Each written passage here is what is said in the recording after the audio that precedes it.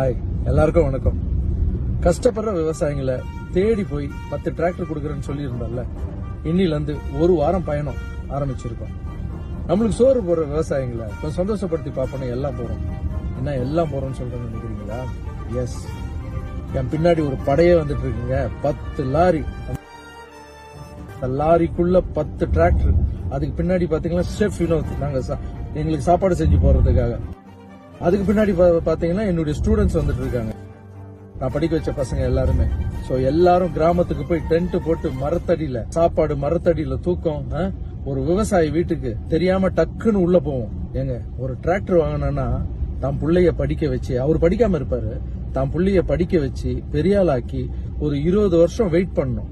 அவரு வேலைக்கு போய் அவர் ஒரு லோன் எடுத்த அப்புறம் தான் டிராக்டர் வரும். எவ்வளவு நாள் ஆகும்? ஒரு 20 வருஷம் வெயிட் பண்ண. ஆனா 20 நிமிஷத்துல ஒரு டிராக்டர் அவங்க வீட்டாண்டு போய் நின்று அவங்க முகத்துல இருக்கிற சந்தோஷம்